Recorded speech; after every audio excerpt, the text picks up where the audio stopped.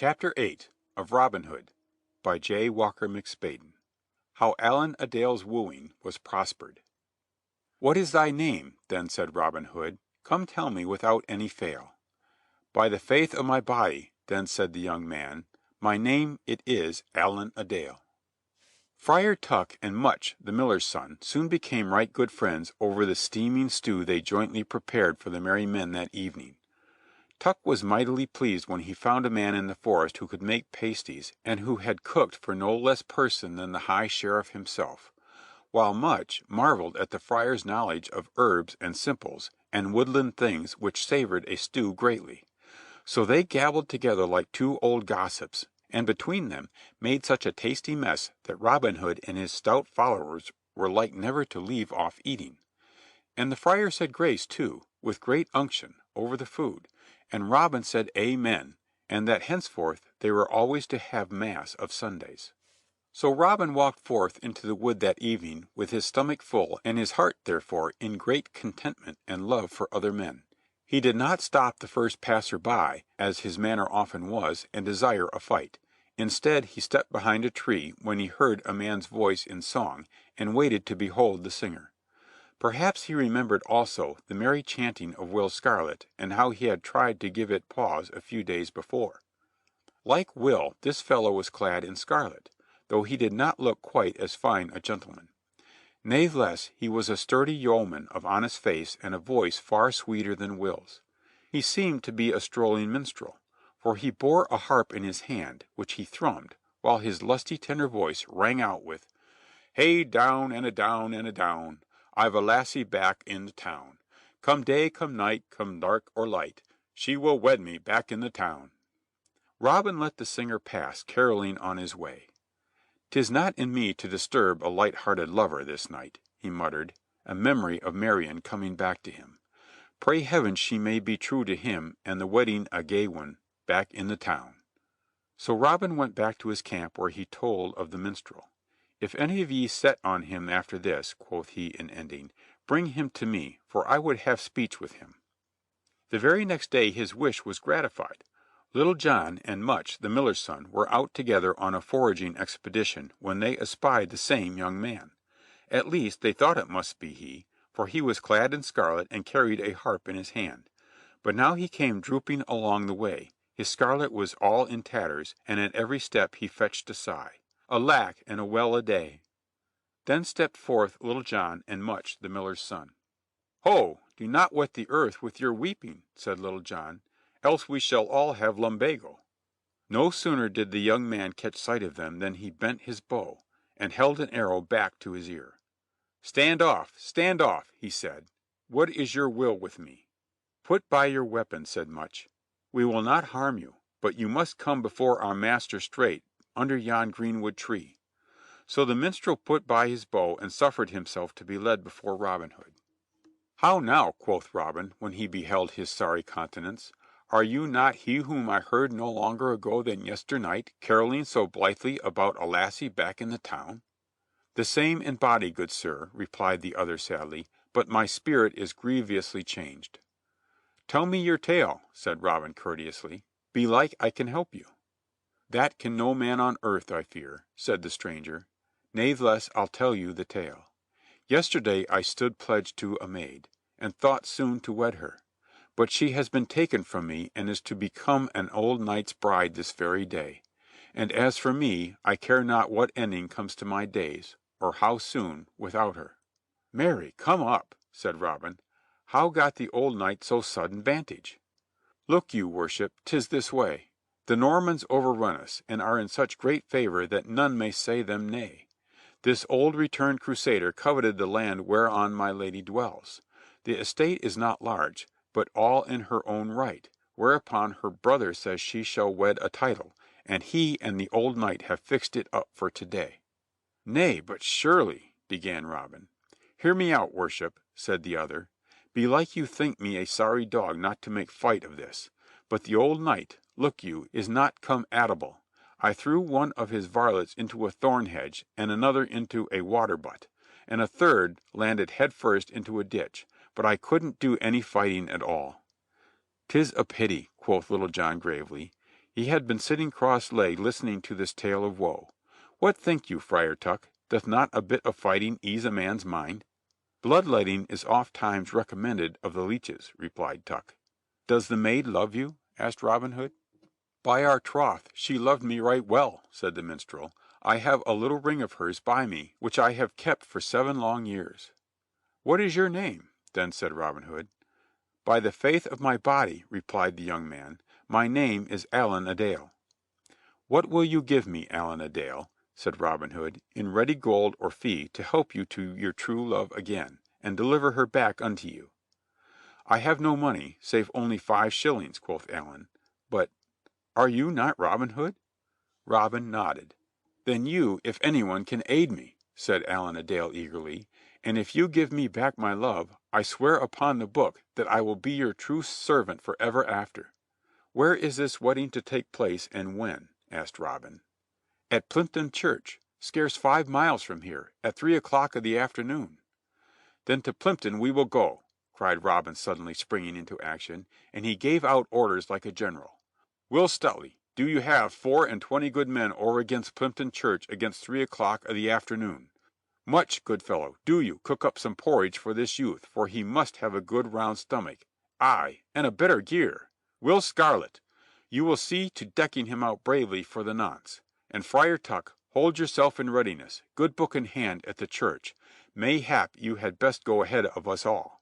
The fat Bishop of Hereford was full of pomp and importance that day at Plympton Church. He was to celebrate the marriage of an old knight, a returned crusader, and a landed young woman, and all the gentry thereabout were to grace the occasion with their presence. The church itself was gaily festooned with flowers for the ceremony, while out in the churchyard at one side brown ale flowed freely for all the servitors. Already were the guests beginning to assemble, when the bishop, back in the vestry, saw a minstrel clad in green walk up boldly to the door and peer within. It was Robin Hood, who had borrowed Allan's beribboned harp for the time. "Now who are you, fellow?" quoth the bishop, "and what do you here at the church door with your harp and saucy air?" "May it please your reverence," returned Robin, bowing very humbly, "I am but a strolling harper, yet likened the best in the whole north country, and I had hoped that my thrumming might add zest to the wedding to-day." "What tune can you harp?" demanded the bishop. "I can harp a tune so merry that a forlorn lover will forget he is jilted," said Robin. "I can harp another tune that will make a bride forsake her lord at the altar. I can harp another tune that will bring loving souls together, though they were up hill and down dale 5 good miles away from each other." "Then welcome, good minstrel," said the bishop. "Music pleases me right well, and if you can play up to your prattle, 'twill indeed grace your ceremony. Let us have a sample of your wares."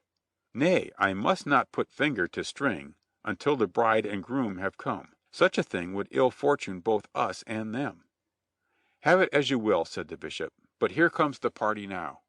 Then up the lane to the church came the old knight, preceded by 10 archers liveried in scarlet and gold. A brave sight the archers made, but their master walked slowly, leaning upon a cane and shaking as though in a palsy. And after them came a sweet lass, leaning upon her brother's arm. Her hair did shine like glistening gold, and her eyes were like blue violets that peep out shyly at the sun. The color came and went in her cheeks like that tinting of a seashell, and her face was flushed as though she had been weeping. But now she walked with a proud air, as though she defied the world to crush her spirit. She had but 2 maids with her, finikin lasses, with black eyes and broad bosoms, who set off their lady's more delicate beauty well. One held up the bride's gown from the ground, the other carried flowers in plenty. "Now, by all the wedding bells that ever were rung," quoth Robin boldly, "this is the worst matched pair that ever mine eyes beheld." "Silence, miscreant," said a man who stood near. The bishop had hurriedly donned his gown and now stood ready to meet the couple at the chancel. But Robin paid no heed to him. He let the knight and his 10 archers pass by, then he strode up to the bride and placed himself on the other side from her brother. "Courage, lady," he whispered, "there is another minstrel near, who mayhap play more to your liking." The lady glanced at him with a frightened air, but read such honesty and kindness in his glance that she brightened and gave him a grateful look. "Stand aside, fool. cried the brother wrathfully. "Nay, but I am to bring good fortune to the bride by accompanying her through the church doors," said Robin, laughing. Thereupon he was allowed to walk by her side unmolested up to the chancel with the party.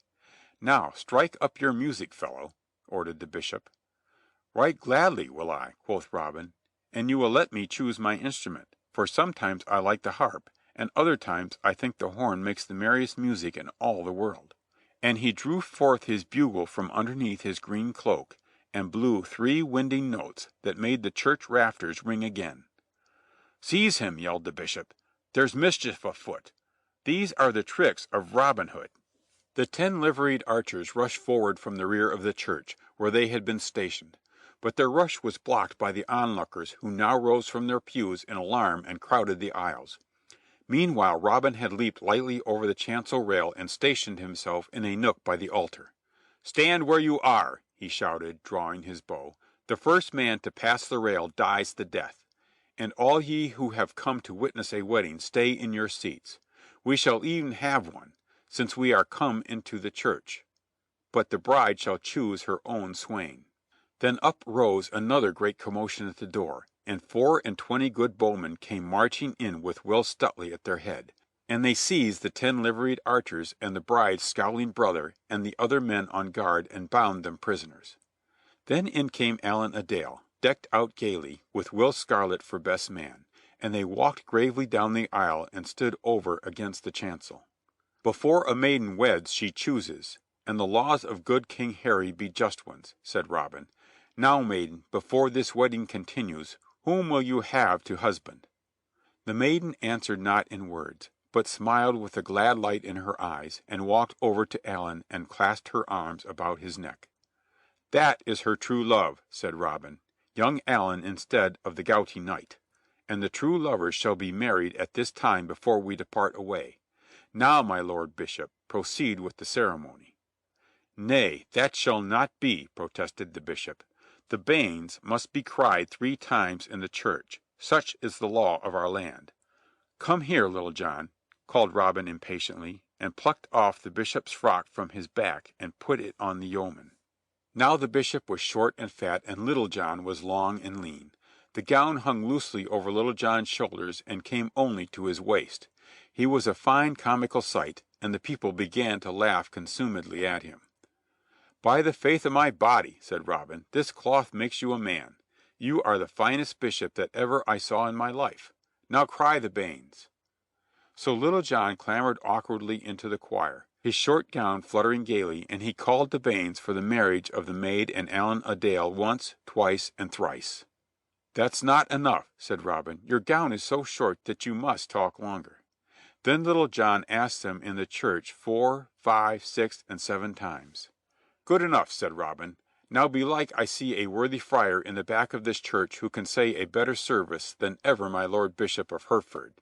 My Lord Bishop shall be witness and seal the papers, but do you, good friar, bless this pair with book and candle." So Friar Tuck, who all along had been back in one corner of the church, came forward, and Allan and his maid kneeled before him, while the old knight, held an unwilling witness, gnashed his teeth in impotent rage, and the friar began with the ceremony. When he asked, "Who giveth this woman?" Robin stepped up and answered in a clear voice, "I do, I, Robin Hood of Barnesdale and Sherwood, and he who takes her from Allan a Dale shall buy her full dearly." So the twain were declared man and wife and duly blessed, and the bride was kissed by each sturdy yeoman, beginning with Robin Hood. Now I cannot end this jolly tale better than in the words of the ballad which came out of the happening, and which has been sung in the villages and countryside ever since. And thus having end of this merry wedding, the bride looked like a queen, and so they returned to the merry greenwood, amongst the leaves so green. So ends Chapter 8. Chapter 9 of Robin Hood, how the widow's 3 sons were rescued. Now Robin Hood is to Nottingham gone, with a link a down and a down, and there he met with the proud sheriff, was walking along the town. The wedding party was a merry one that left Plympton Church, I ween, but not so merry were the ones left behind. My Lord Bishop of Hereford was stuck up in the organ loft and left, gownless and fuming. The 10 liveried archers were variously disposed about the church to keep him company, 2 of them being locked in a tiny crypt, 3 in the belfry, to ring us a wedding peal, as Robin said, and the others under choir seats or in the vestry. The bride's brother at her entreaty was released, but bidden not to return to the church that day or interfere with his sister again on pain of death, while the rusty old knight was forced to climb a high tree, where he sat insecurely perched among the branches, feebly cursing the party as it departed. It was then approaching sundown, but none of the retainers or villagers dared rescue the imprisoned ones that night, for fear of Robin Hood's men. So it was not until sunup the next day that they were released. The bishop and the old knight, stiff as they were, did not delay longer than for breakfast, but so great was their rage and shame, made straight to Nottingham and levied the sheriff's forces. The sheriff himself was not anxious to try conclusions again with Robin in the open. Perhaps he had some slight scruples regarding his oath, but the others swore that they would go straight to the King if he did not help them, so he was fain to consent. A force of 100 picked men from the royal foresters and swordsmen of the shire was gathered together and marched straightway into the greenwood. There, as fortune would have it, they surprised some score of outlaws hunting, and instantly gave chase.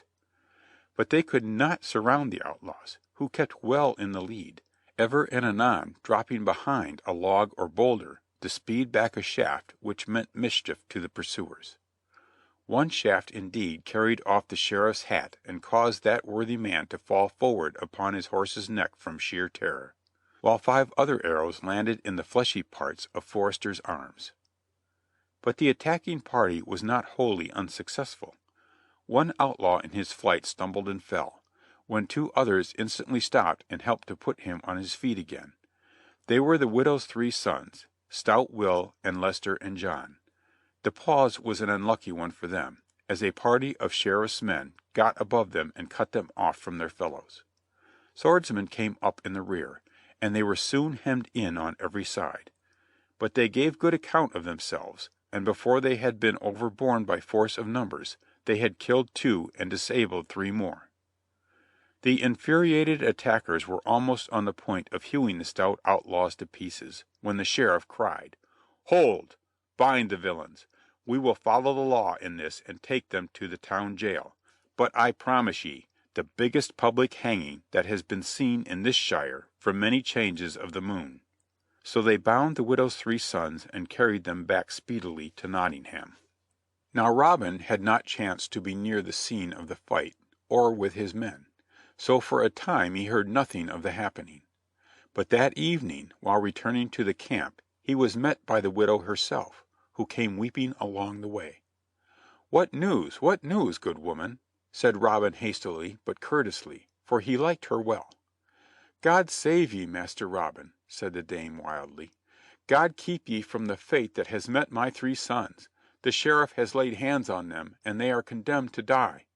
"Now, by Our Lady, that cuts me to the heart. Stout Will and Lester and Merry John? The earliest friends I had in the band and still among the bravest. It must not be. When is this hanging set?" "Middle the Tinker tells me that it is for tomorrow noon," replied the dame.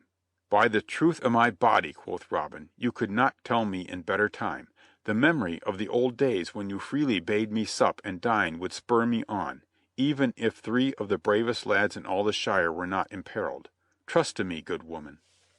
The old widow threw herself on the ground and embraced his knees.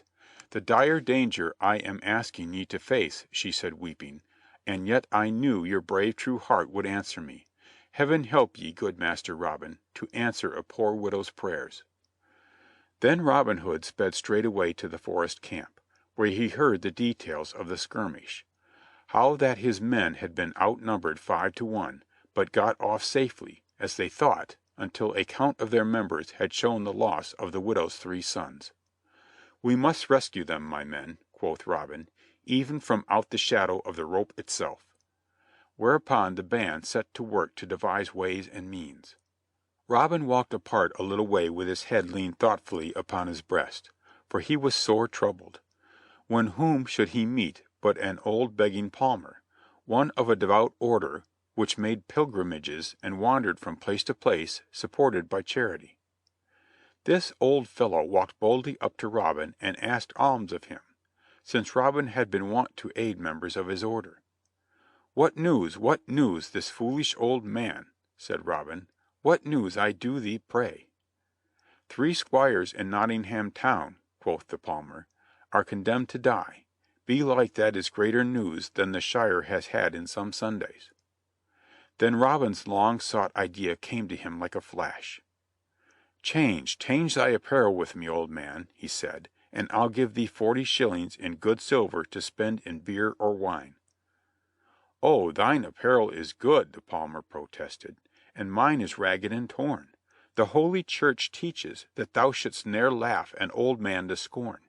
I am in simple earnest, I say. Come, change thine apparel with mine. Here are 20 pieces of good broad gold to feast thy brethren right royally." So the palmer was persuaded, and Robin put on the old man's hat, which stood full high in the crown, and his cloak, patched with black and blue and red, like Joseph's coat of many colors in its old age, and his breeches, which had been sewed over with so many patterns that the original was scarce discernible, and his tattered hose, and his shoes, cobbled above and below.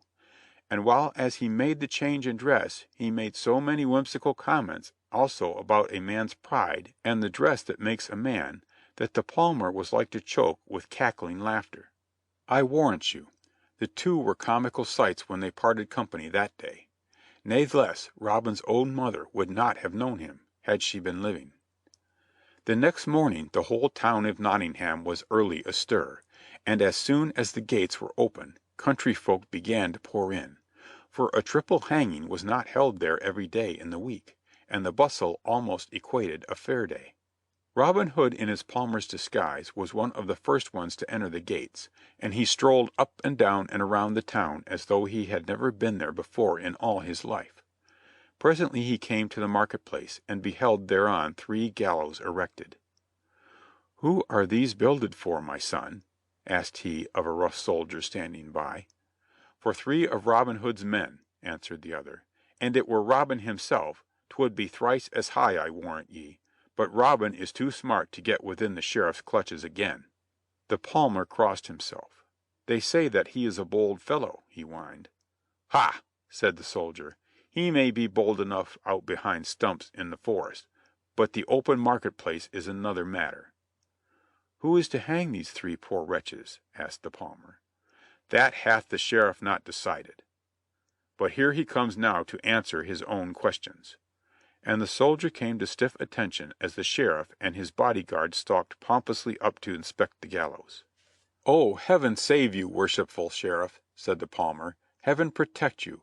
What will you give a silly old man today to be your hangman?" "Who are you, fellow?" asked the Sheriff sharply. "Naught save a poor old palmer. But I can shrive their souls and hang their bodies most devoutly." "Very good," replied the other. "The fee today is 13 pence, and I will add thereunto some suits of clothing for that ragged back of yours." "God bless ye," said the palmer, and he went with the soldier to the jail to prepare his 3 men for execution. Just before the stroke of noon the doors of the prison opened, and the procession of the condemned came forth. Down through the long lines of packed people they walked to the market-place, the palmer in the lead, and the widow's 3 sons marching firmly erect between soldiers. At the gallows foot they halted. The palmer whispered to them, as though offering last words of consolation, and the 3 men, with arms bound tightly behind their backs, ascended the scaffold, followed by their confessor. Then Robin stepped to the edge of the scaffold, while the people grew still as death, for they desired to hear the last words uttered to the victims. But Robin's voice did not quaver forth, weakly, as formerly, and his figure had stiffened bolt upright beneath the black robe that covered his rags. "Hark ye, proud Sheriff," he cried, "I was never a hangman in all my life, nor do I now intend to begin that trade. Accursed be he who first set the fashion of hanging. I have but 3 more words to say. Listen to them." And forth from the robe he drew his horn and blew 3 loud blasts thereon. Then his keen hunting knife flew forth, and in a trice stout Will, Lester, and Mary John were free men, and had sprung forward and seized the halberds from the nearest soldiers guarding the gallows. "Seize them! 'Tis Robin Hood!" screamed the sheriff. "An £100 if ye hold them, dead or alive." "I make it 200," roared the fat bishop. But their voices were drowned in the uproar that ensued immediately after Robin blew his horn. He himself had drawn his sword and leaped down the stairs from the scaffold, followed by his 3 men. The guard had closed around them in vain effort to disarm them, when "A rescuer!" shouted Will Stuteley's clear voice on one side of them, and "A rescue!" bellowed Little John's on the other, and down through the terror-stricken crowd rushed 80 men in Lincoln green, their force seeming twice that number in the confusion. With swords drawn they fell upon the guard from every side at once. There was a brief clash of hot weapons, then the guard scattered wildly, and Robin Hood's men formed in a compact mass around their leader and forced their way slowly down the market-place. "Seize them, in the King's name!" shrieked the sheriff. "Close the gates!" In truth, the peril would have been even greater, had this last order been carried out. But Will Scarlet and Allen a Dale had foreseen that event and had already overpowered the 2 warders. So the gates stood wide open, and toward them the band of outlaws headed. The soldiers rallied a force of twice their number and tried resolutely to pierce their center. But the retreating force turned thrice and sent such volleys of keen arrows from their good yew bows that they kept a distance between the 2 forces. And thus the gate was reached, and the long road leading up the hill, and at last the protecting green wood itself. The soldiers dared come no farther, and the widow's 3 sons, I warrant you, supped more heartily that night than ever before in their whole lives. So ends Chapter 9. Chapter 10 of Robin Hood. How a Beggar Filled the Public Eye. Good Robin accosted him in his way, to see what he might be. If any beggar had money, he thought some part had he. One bright morning, soon after the stirring events told in the last chapter, Robin wandered forth alone down the road to Barnesdale, to see if aught had come of the sheriff's pursuit. But all was still and serene and peaceful. No one was in sight save a solitary beggar who came sturdily along his way in Robin's direction. The beggar caught sight of Robin at the same moment as he emerged from the trees, but gave no sign of having seen him. He neither slackened nor quickened his pace, but jogged forward merrily, whistling as he came and beating time by punching holes in the dusty road with a stout pike staff in his hand. The curious look of the fellow arrested Robin's attention, and he decided to stop and talk with him. The fellow was bare-legged and bare-armed, and wore a long shift of a shirt fastened with a belt.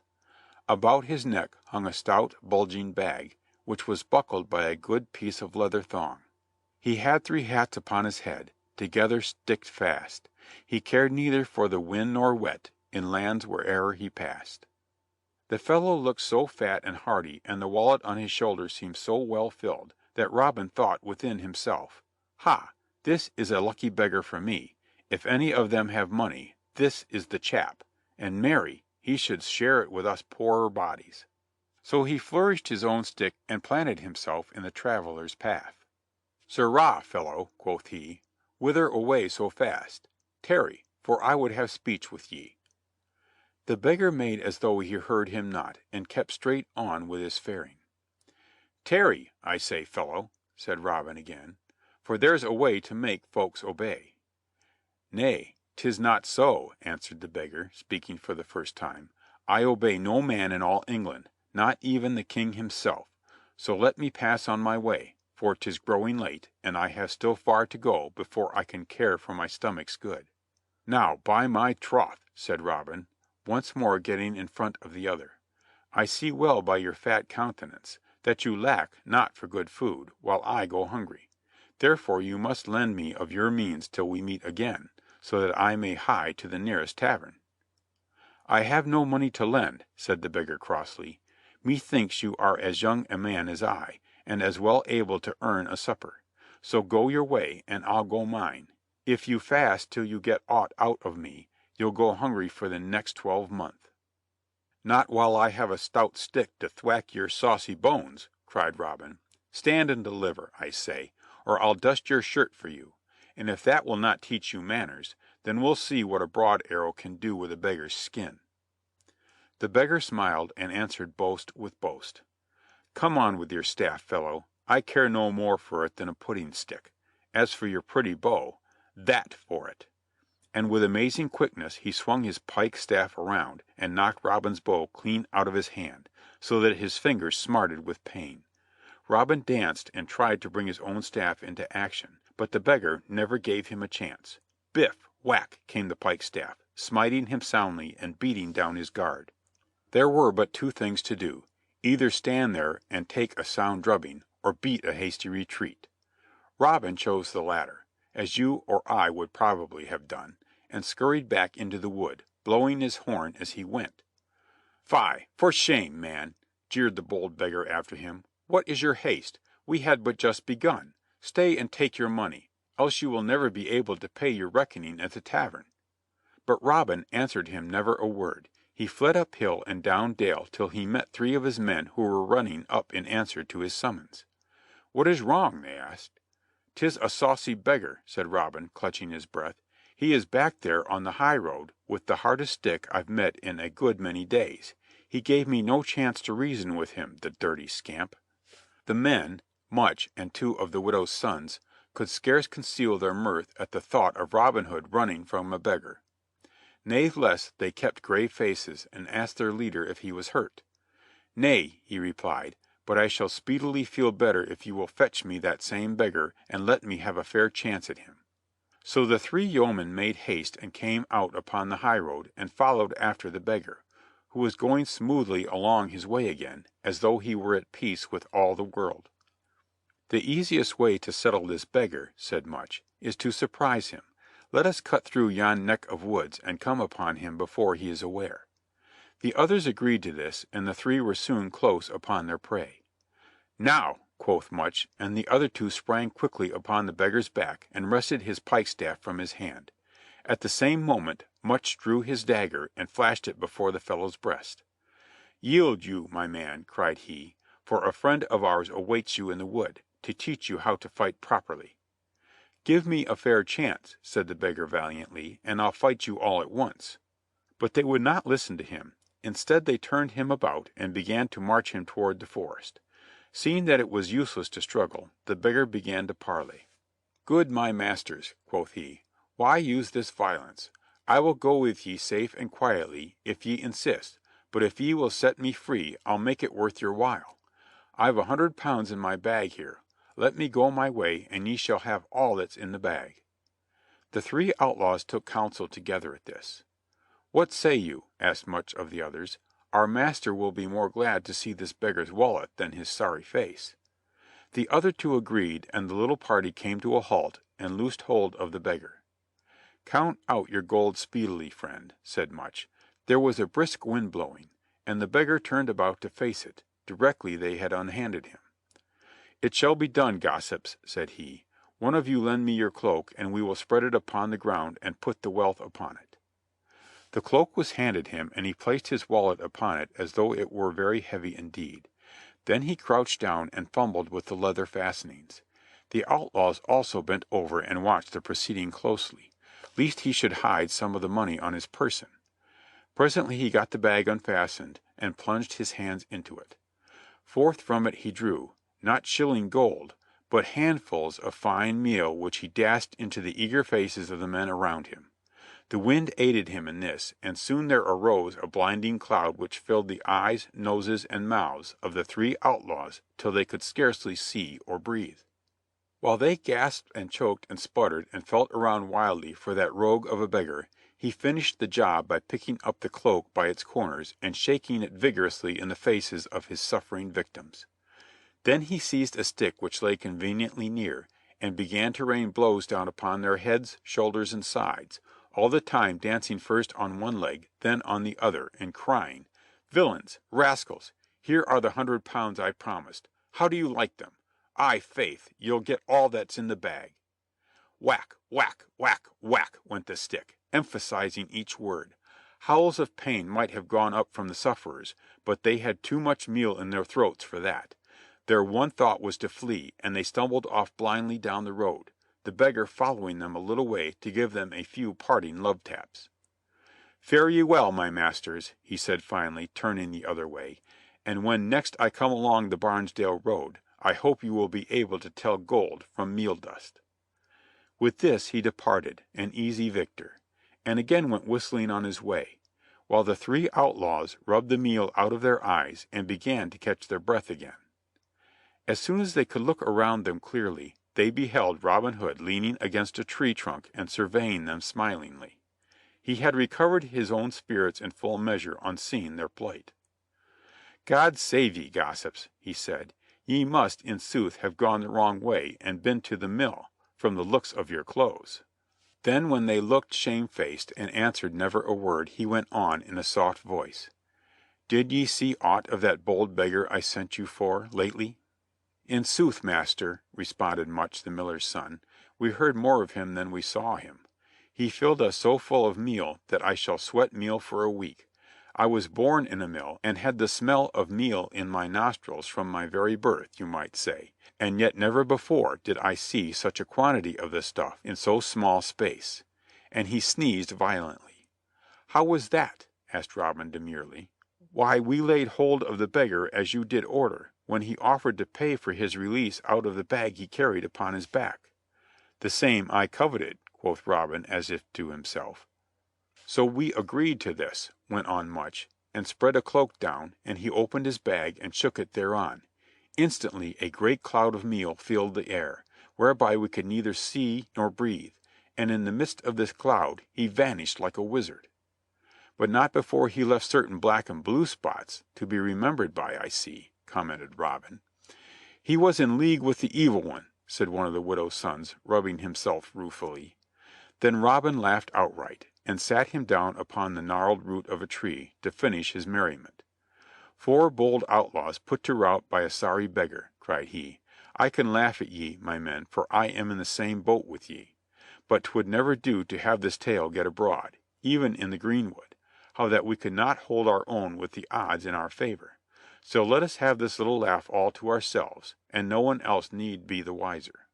The others saw the point of this, and felt better directly, despite their itching desire to get hold of the beggar again, and none of the four ever told of the adventure. But the beggar must have boasted of it at the next tavern, or a little bird, perched among the branches of a neighboring oak, must have sung of it, for it got abroad, as such tales will, and was put into a right droll ballad, which, I warrant you, the four outlaws did not like to hear. So ends Chapter 10. Chapter 11 of Robin Hood. How Robin Hood fought Guy of Gisborne. "I dwell by dale and down," quoth he, "and Robin to take I'm sworn, and when I am called by my right name, I am Guy of good Gisborne." Some weeks passed after the rescue of the widow's three sons, weeks spent by the Sheriff in the vain effort to entrap Robin Hood and his men. For Robin's name and deeds had come to the King's ears in London town, and he sent word to the Sheriff to capture the outlaw under penalty of losing his office. So the Sheriff tried every manner of means to surprise Robin Hood in the forest, but always without success, and he increased the price put upon Robin's head, in the hope that the best men in the kingdom could be induced to try their skill at a capture. Now there was a certain Guy of Gisborne, a hireling knight of the King's army, who heard of Robin and of the price upon his head. Sir Guy was one of the best men at the bow and the sword in all the King's service. But his heart was black and treacherous. He obtained the King's leave forthwith to seek out the forester, and armed with the King's scroll, he came before the Sheriff at Nottingham. "I have come to capture Robin Hood," quoth he, "and mean to have him, dead or alive." "Right gladly would I aid you," answered the Sheriff, "even if the King's seal were not sufficient warrant. How many men need you?" "None," replied Sir Guy, "for I am convinced that forces of men can never come at the bold robber. I must needs go alone. But do you hold your men in readiness at Barnesdale, and when you hear a blast from this silver bugle, come quickly, for I shall have the sly Robin within my clutches." "Very good," said the Sheriff. "Marry, it shall be done." And he set about giving orders, while Guy of Gisborne sallied forth disguised.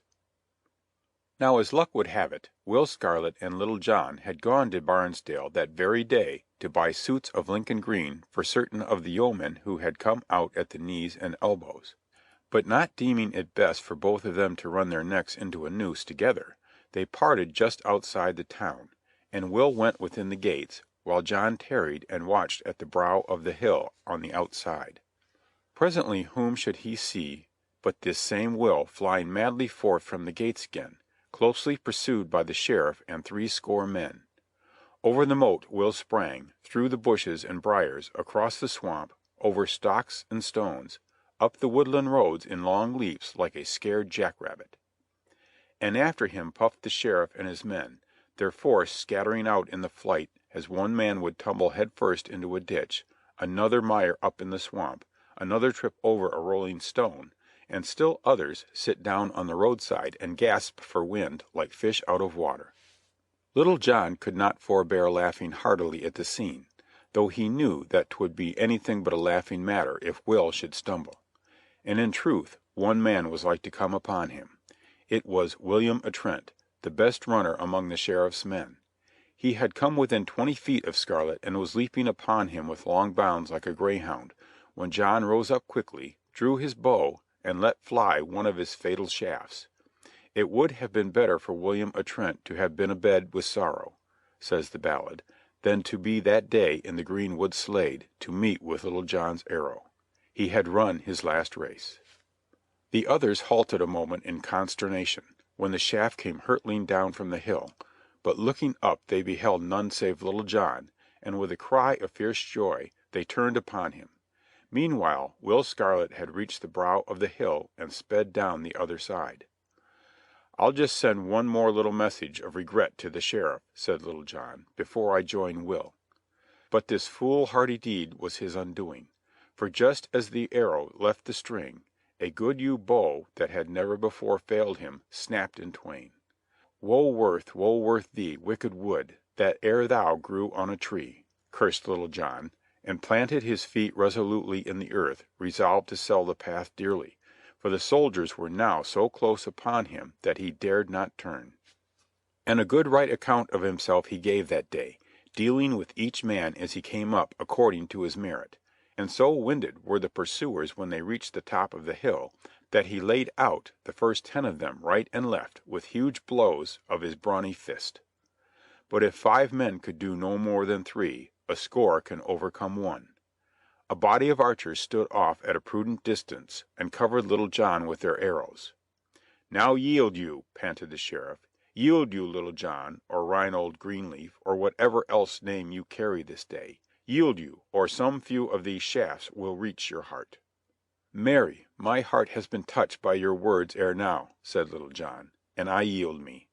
So the sheriff's men laid hold of Little John and bound him fast with many cords. So fearful were they lest he should escape. And the sheriff laughed aloud in glee, and thought of how he should avenge his stolen plate, and determined to make a good day's work of it. "By the saints," he said, "you shall be drawn by dale and down, and hanged high on a hill in Barnesdale this very day." "Hang and be hanged," retorted the prisoner. "You may fail of your purpose if it be Heaven's will." Back down the hill and across the moor went the company speedily, for they feared a rescue, and as they went the stragglers joined them. Here a man got up feebly out of the ditch and rubbed his pate, and fell in like a chicken with the pip going for its dinner.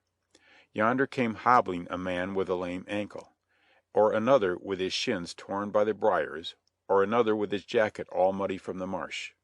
So in truth it was a tatterdemalion crew that limped and straggled and wandered back into Barnesdale that day. Yet all were merry, for the sheriff had promised them flagons of wine, and moreover they were to hang speedily the boldest outlaw in England, next to Robin Hood himself. The gallows was quickly put up and a new rope provided.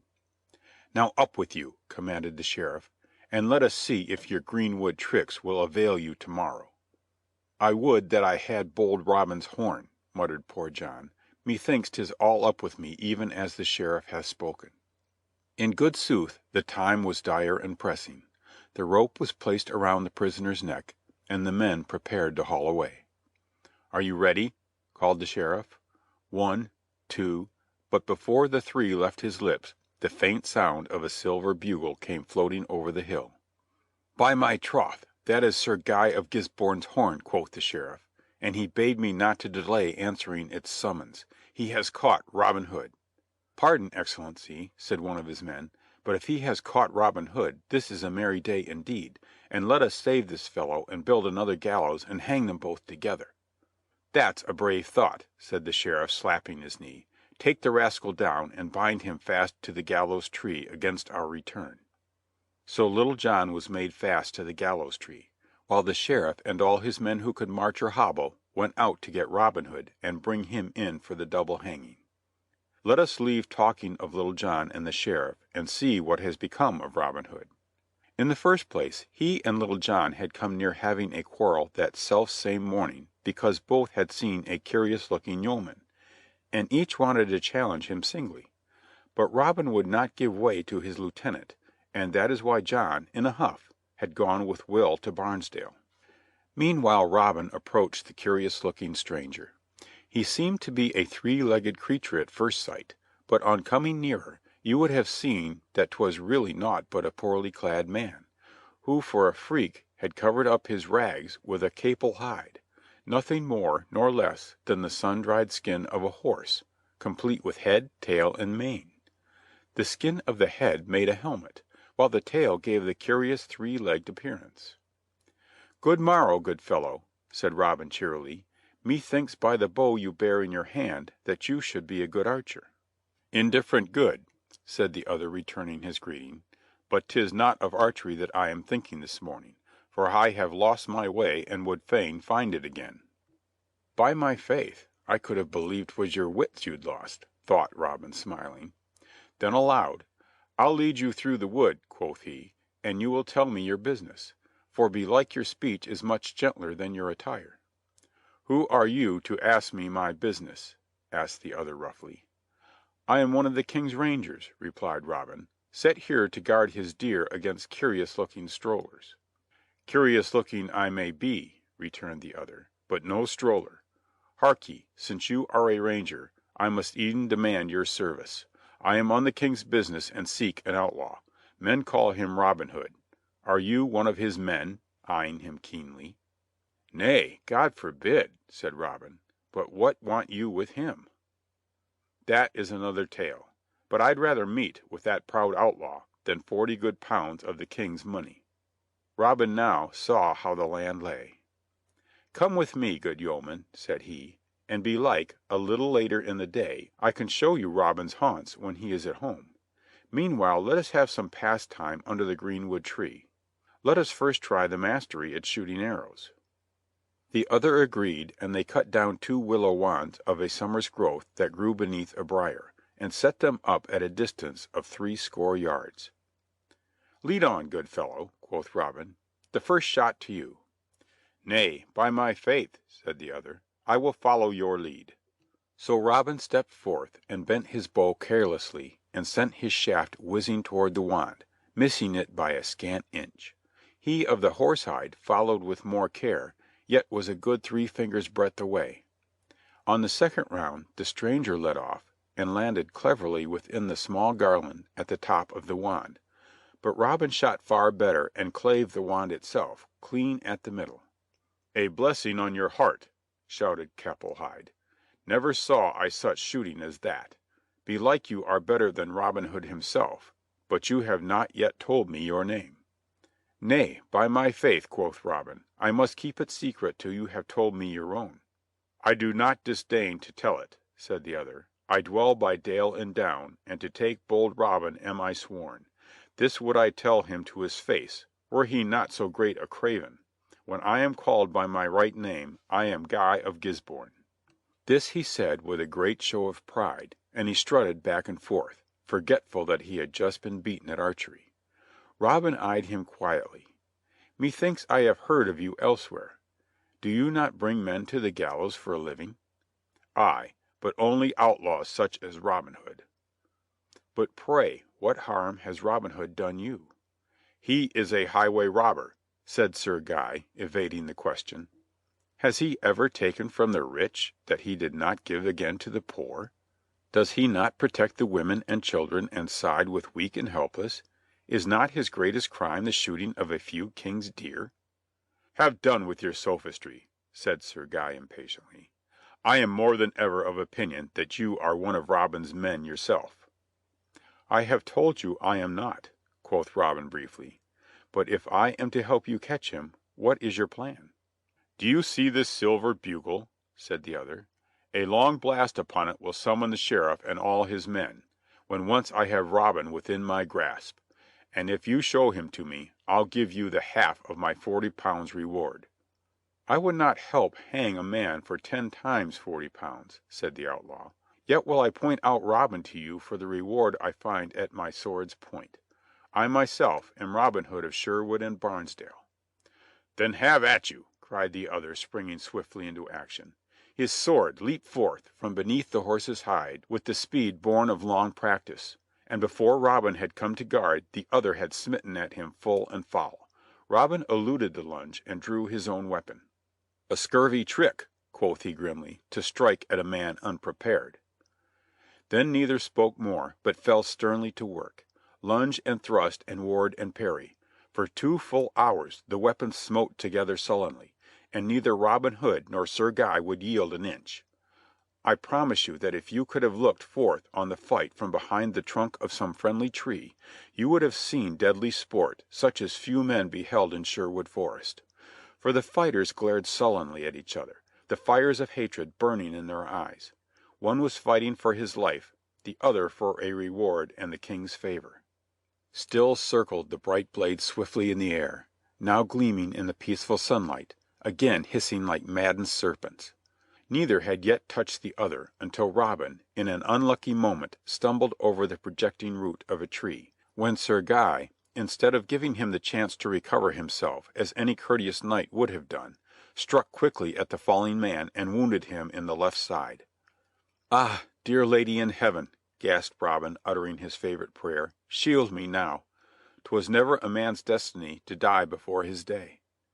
And adroitly he sprang up again, and came straight at the other with an awkward but unexpected stroke. The knight had raised his weapon high to give a final blow, when Robin reached beneath and across his guard. One swift lunge, and Sir Guy of Gisborne staggered backward with a deep groan, Robin's sword through his throat. Robin looked at the slain man regretfully. "You did bring it upon yourself," said he, "and traitor and hireling though you were, I would not willingly have killed you." He looked to his own wound. It was not serious, and he soon staunched the blood and bound up the cut. Then he dragged the dead body into the bushes and took off the horse's hide and put it upon himself. He placed his own cloak upon Sir Guy and marked his face so none might tell who had been slain. Robin's own figure and face were not unlike the other's. Pulling the capul hide well over himself, so that the helmet hid most of his face, Robin seized the silver bugle and blew a long blast.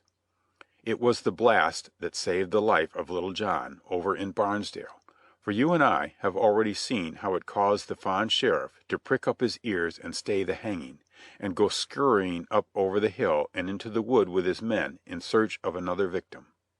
In 25 minutes up came running a score of the sheriff's best archers. "Did you signal us, lording?" they asked, approaching Robin. "Aye," said he, going to meet the puffing sheriff. What news, Sir Guy?" said the officer. "Robin Hood and Guy of Gisborne had a fight, and he that wears Robin's cloak lies under the covert yonder." "The best news I have heard in all my life," exclaimed the sheriff, rubbing his hands. "I would that we could have saved him for the hanging, though I cannot now complain." "The hanging?" repeated Robin. "Yes, this is our lucky day on the calendar. After you left me we narrowly missed running one of the fellows, I believe 'twas Will Scarlet, to earth, and another who came to his relief we were just about to hang, when your horn blew." "Who was the other?" asked the disguised outlaw. "Whom do you suppose?" laughed the sheriff. "The best man in the greenwood, next to Robin Hood himself, Little John, Reinhold Greenleaf." For the sheriff could not forget the name Little John had borne under his roof at Nottingham. "Little John!" thought Robin with a start. Verily, that was a lucky blast of the bugle. "But I see you have not escaped without a scratch," continued the Sheriff, becoming talkative through pure glee. "Here, one of you men, give Sir Guy of Gisborne your horse, while others of you bury that dog of an outlaw where he lies. And let us hasten back to Barnesdale and finish hanging the other." So they put spurs to their horses, and as they rode Robin forced himself to talk merrily, while all the time he was planning the best way to succor Little John. "A boon, Sheriff," he said as they reached the gates of the town. "What is it, worthy sir? You have but to speak." "I do not want any of your gold, for I have had a brave fight. But now that I have slain the master, let me put an end to the man. So it shall be said that Guy of Gisborne dispatched the two greatest outlaws of England in one day." "Have it as you will," said the Sheriff. "But you should have asked a knight's fee and double your reward, and it would have been yours. It isn't every man that can take Robin Hood." "No, Excellency," answered Robin. "I say it without boasting, that no man took Robin Hood yesterday, and none shall take him tomorrow." Then he approached Little John, who was still tied to the gallows tree, and he said to the Sheriff's men, "Now stand you back here till I see if the prisoner has been shrived." And he stooped swiftly and cut Little John's bonds, and thrust into his hands Sir Guy's bow and arrows, which he had been careful to take. "'Tis I, Robin," he whispered. But in truth Little John knew it already and had decided there was to be no hanging that day. Then Robin blew 3 loud blasts upon his own horn, and drew forth his own bow, and before the astonished Sheriff and his men could come to arms the arrows were whistling in their midst in no uncertain fashion. And look, through the gates and over the walls came pouring another flight of arrows. Will Scarlet and Will Stuteley had watched and planned a rescue ever since the Sheriff and Robin rode back down the hill. Now in good time they came, and the Sheriff's demoralized force turned tail and ran, while Robin and Little John stood under the harmless gallows and sped swift arrows after them and laughed to see them go. Then they joined their comrades and hasted back to the good greenwood, and there rested. They had got enough sport for one day.